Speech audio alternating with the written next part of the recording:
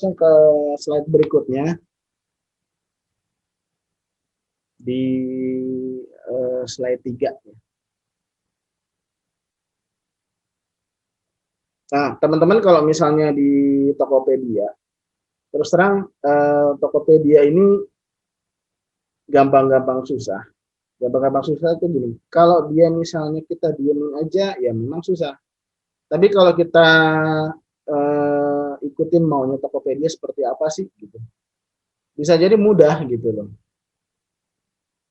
Saya juga punya akun kecil ya, akun kecil buat eksperimen gitu. Eksperimen kalau misalnya ada fasilitas baru, biasanya nggak saya langsung kerjakan di toko-toko yang tadi ya yang saya sebutkan. Saya punya akun akun eksperimen itu kalau misalnya saya mau nyoba gitu. Kayak tadi misalnya saya coba Tokopedia Live ya. Oh, ternyata responnya lumayan. Oke, ini permasalahan pelanggan dan peluang buat seller. Jadi gini, apa yang terjadi di Tokopedia? Tokopedia tuh orang kalau dari sisi keamanan aman, mereka yakin aman. Artinya uang nggak akan hilang. Uang nggak akan hilang tuh dalam artian selama barangnya mereka nggak tertipu gitu ya atau apapun gitu. Kalau mereka benar-benar hati-hati, ya uangnya nggak akan hilang karena Tokopedia punya reputasi yang sangat bagus ya. Artinya dananya benar-benar safe di Tokopedia. Kemudian dari sisi CS-nya juga mereka sangat responsif gitu. Cepat lah kayak gitu. Oke, mereka punya permasalahan lain tapi di luar dari berbelanja aman tadi. Gitu. Lanjut Pak. Saya mau coba nanti habis ini gambarin ya. Nah, ini kayak misalnya gini, mereka memerlukan waktu untuk menemukan produk yang dicari. Jadi rata-rata pelanggan di Tokopedia itu nggak pengen mereka searching sampai terus bawah gitu ya. Mereka kadang-kadang tuh kalau dari urutan ya itu kalau di handphone ya dua tampil paling atas terus searching ke bawah itu kalau nggak salah mungkin maksimal 7 atau 8 kali scroll ya. Setelah itu mereka nggak akan terusin scroll ke bawah karena mereka waktunya begitu berharga terutama untuk yang ya itu tadi saya bilang kalau misalnya di Tokopedia ini memang agak berbeda dengan misalnya di TikTok atau misalnya di Instagram. Ya kalau Instagram orang ya udah lagi nggak ada kerjaan gitu kan buka Instagram lagi nggak ada kerjaan buka YouTube gitu. Ya kalau di Tokopedia ini biasanya orang tuh punya intensi belinya tinggi. Jadi banyak di antara pelanggan itu yang butuh buru-buru gitu. Oke, di slide berikutnya. Nah, pelanggan yang butuh waktu gitu ya untuk menemukan produk yang mereka cari. Menemukan itu artinya gini, oh gue butuhnya ini loh. Kadang-kadang pelanggan kan misalnya nggak begitu paham ya. Saya butuh misalnya webcam yang misalnya bisa Full HD gitu. Full HD itu kan mulai dari 720 ya, 720 resolusi 720, 1080 sama 4K. Nah, mereka akhirnya coba tuh searching berdasarkan keyword gitu. Nah, berdasarkan keyword ketika mereka searching, peluang buat sellernya apa? Peluang buat sellernya adalah maksimalkan judul, gambar, produk utama, deskripsi, sehingga ketika mereka produk kita tampil, mereka oh iya kayaknya gue butuh yang ini nih. Oh iya kayaknya ini nih yang saya butuhkan gitu. Sehingga nanti dia ngeklik gitu. Nah kalau udah ngeklik itu kita istilahnya udah selangkah di depan ya. Selangkah di depan tuh ya udah kalau kliknya bagus, di sini deskripsinya bagus, kemudian gambarnya bagus. Gambar bagus tuh artinya gambar itu bisa menerjemahkan apa sih kira-kira yang ada di pikiran pelanggan. Pertama pasti tampilan produk ya. Yang kedua misalnya packingannya seperti apa. Yang ketiga misalnya perlengkapannya di dalamnya dapat apa aja. Itu bisa kita gambarin nanti di gambar gitu. Kalau misalnya mereka sudah ngelihat gambarnya oke, judulnya oke, coba misalnya nanti ngeklik gitu. Nah, peluang buat kita adalah yang pertama maksimalkan judul, gambar, dan deskripsi produk. Tapi yang lebih penting daripada itu, bagaimana kita bisa menampilkan produk kita di paling atas. Jadi seperti saya bilang, ya mereka nggak akan scroll lebih dari 5 kali ya. Biasanya mereka udah scroll gitu, balik lagi ke atas. Balik lagi ke atas, nah dari balik lagi ke atas ya udah, berarti produk-produk yang tampil paling atas saja yang akan dia coba klik gitu. Nanti diklik sama mereka, nah supaya kita bisa berada paling atas. Caranya gimana? Oke, kita manfaatkan fitur-fitur yang disediakan oleh Tokopedia. Misalnya Top Ads, campaign ya, campaign kalau misalnya kita diajak campaign sama Tokopedia, silakan banget gitu untuk ikut. Jadi ya udah, kita paling atas, kita paling awal, chance kita untuk diklik paling besar, chance kita untuk closing customer juga paling besar. Itu peluang kita gitu ya, jangan sampai disia-siakan. Pastikan judul, jangan bikin asal ya. Misalnya judulnya apa? Misalnya judulnya Jabra Elite 85 gitu. Atau Jabra Elite atau Jabra Elite 85T. Usahakan aja long tail, misalnya Jabra Elite 85T apa namanya? True wireless misalnya. Karena kadang-kadang ada juga customer yang pakai keyword-keyword yang lain. Oke, lanjut Pak. Jadi memang kalau misalnya kita berada paling awal, ya kita paling chance-nya paling besar gitu untuk ditemukan oleh pembeli. Makanya peluang kita untuk dapat pelanggan paling besar. Ini kayak kita di mall aja ya. Kayak misalnya kita di mall. Oke, kita di mall ya lantai 1, dekat pintu, dekat lobi utama ya paling mahal. Kenapa paling mahal? Karena chance untuk jualannya paling gede. Yang kedua ya tadi apa namanya? Kalau di online ini kan nggak seperti offline. Kalau offline kan orang bisa ngetes, bisa nyoba. Salah satu kelemahan di online dia tidak bisa pegang dan nggak bisa coba. Kayak misalnya baju, ya mereka nggak bisa pegang bahannya, nggak bisa coba bajunya fit atau enggak gitu. Ini permasalahan yang dihadapi pelanggan. Next Pak. Nah tapi di situ di setiap permasalahannya atau problemnya orang, yaitu solvingnya buat kita, itu chance-nya buat kita, opportunity lah buat kita. Chance-nya apa ya? Kita manfaatkan deskripsi kita yang maksimal. Dalam arti gini, deskripsi kadang-kadang orang bikin deskripsi kalau di Tokopedia tuh ada beberapa yang asal ya. Misalnya contoh misalnya produk-produk kami misalnya selama stoknya ada berarti ada gitu. Kemudian jadwal kirim kami sekian sekian sekian sekian. Kemudian barang dikirim dari Jakarta gitu.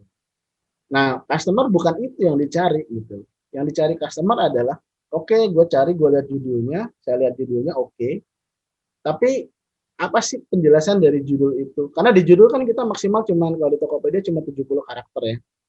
70 karakter kita maksimalkan, kadang customer juga belum lihat apa belum bisa dapat gambaran yang pasti, yang jelas gitu. Makanya di di deskripsi itu kita jelaskan sejelas mungkin. Apa sih contoh-contoh deskripsi yang perlu kita tampilkan ya?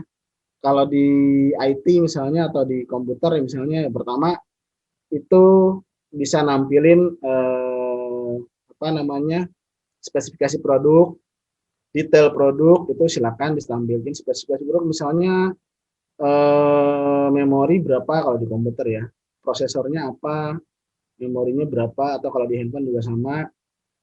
Kemudian fitur-fiturnya apa, misalnya apakah ada Bluetooth-nya, kemudian misalnya kalau di beberapa brand misalnya laptop juga bisa model flip gitu, itu kita tampilkan aja. Jadi begitu customer datang, customer klik, dia lihat deskripsi, udah dia nggak lari kemana-mana gitu. Oke, kita maksimalin aja apa yang kita bisa gitu. Kemudian kita pastikan juga ya deskripsi, varian, kemudian gambar, sama stoknya. Stoknya jangan kita bikin asal ya. Kecuali misalnya gini, asal itu dalam artian kita misalnya punya stok yang nggak lebih dari 5 misalnya. Kalau nggak lebih dari 5 itu, dia nanti punya kemungkinan untuk diorder dan habis itu lebih besar. Kecuali kita punya produk yang misalnya oke stok kita 100 dan kita continue gitu loh. Stoknya masuk terus, keluar masuk terus. Oke, nggak masalah kita bikin stoknya misalnya 1000 gitu. Atau kita bikin 999 segala macam. Itu bisa gitu.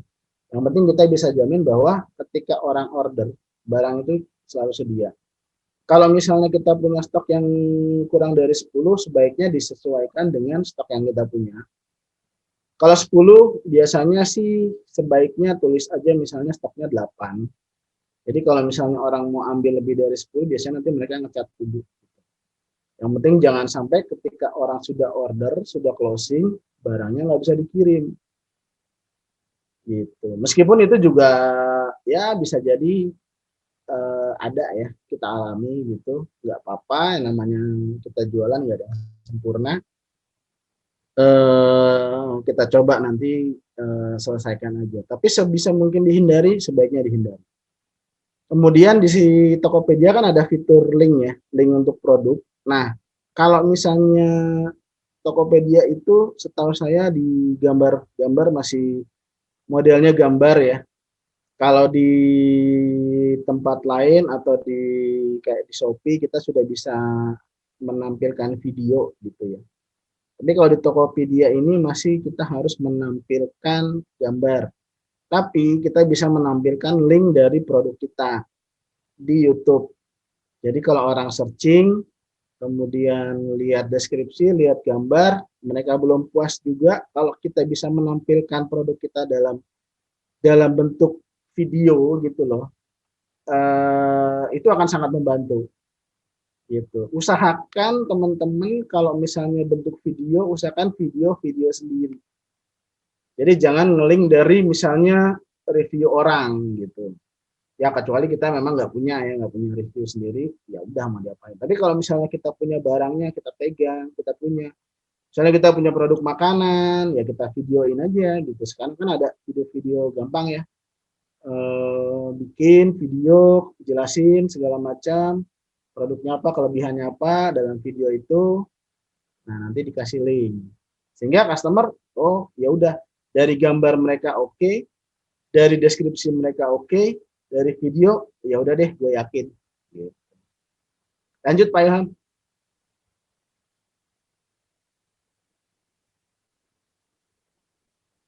Oke, saya mau coba info lagi mengenai ini ya, customer yang kalau di Tokopedia cuma bisa chat dan diskusi, belum bisa live communication ya. Kedepannya kita nggak tahu gitu loh, apakah nanti fitur video call nanti ditempel di Tokopedia, kita nggak tahu gitu. Tapi sejauh yang sekarang yang ada hanya bisa chat dan diskusi di marketplace. Next Pak.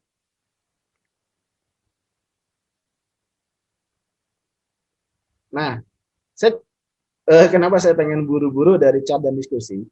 Karena kalau berdasarkan experience saya, untuk produk-produk kayak misalnya yang butuh keterlibatan konsumen secara lebih banyak ya, produk-produk kayak IT, kemudian produk kayak handphone, kemudian audio, kemudian lifestyle gitu ya. Itu pasti butuh involvement dari pelanggan. Mereka pasti mau nanya A, nanya B, nanya C. Ketika customer itu sudah memulai chat, disitulah kita sudah membuat opportunity kita.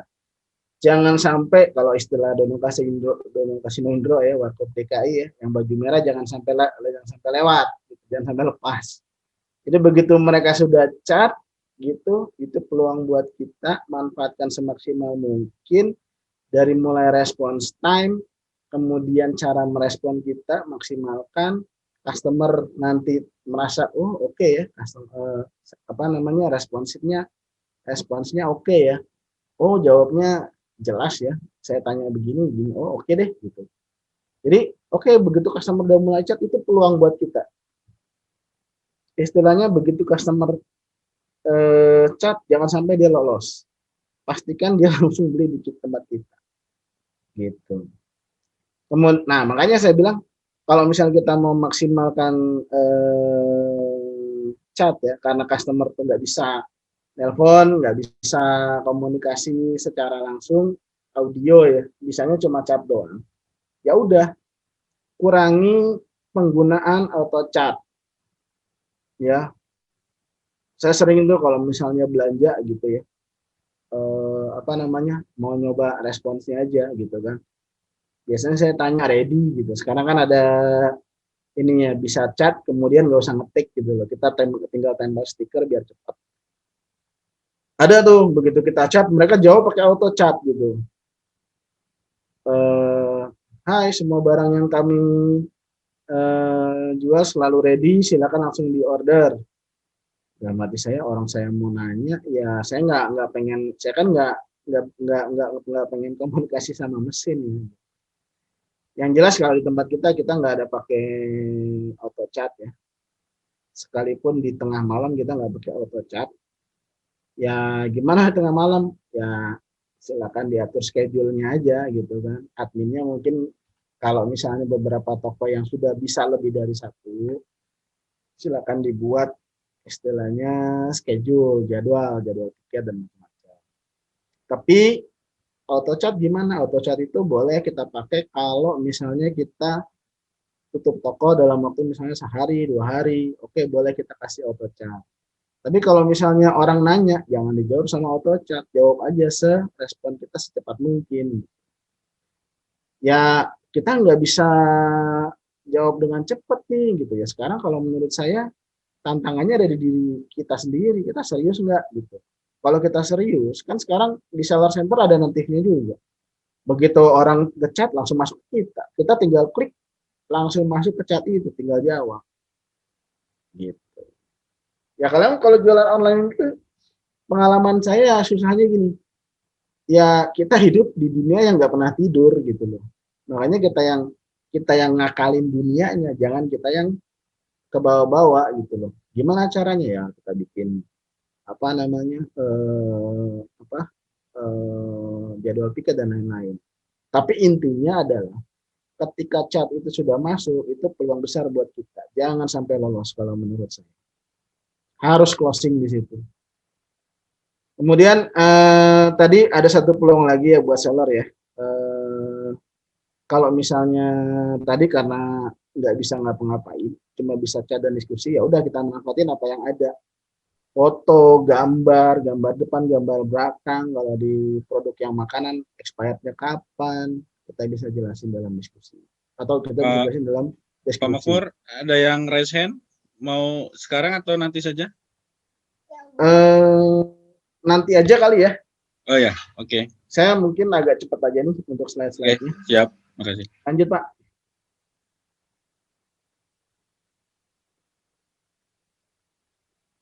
Oke, ini saya cepetin aja karena waktu juga sudah 8.48 nih.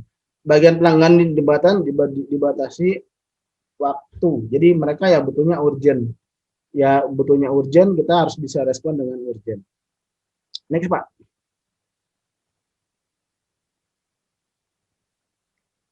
Oke, karena mereka butuhnya urgent, kita harus bikin skema ya. Kita bisa pastiin gini, jangan sampai kita nggak punya schedule yang jelas kapan kita bisa kirim barang.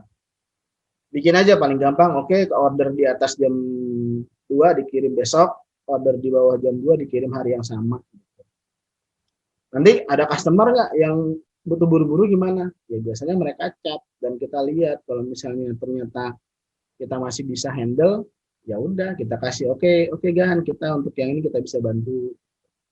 Jadi kalau misalnya kita ngerasa ordernya lagi banyak, kemudian mereka minta dikirim hari yang sama, yang kayaknya udah nggak mungkin, ya udah kita jangan over promise gitu, jangan janji berlebihan. Apa yang kita bisa kita informasikan, apa yang kita nggak bisa ya udah. Lanjut Pak. Oke, langsung mau ke slide ketiga biar waktunya bisa lebih eh, termaksimalkan. Jadi gini, sebenarnya permasalahan yang dihadapi customer ya buat seller ya itu peluangnya gitu loh. Itu disitulah opportunity yang eh, terbentang buat kita.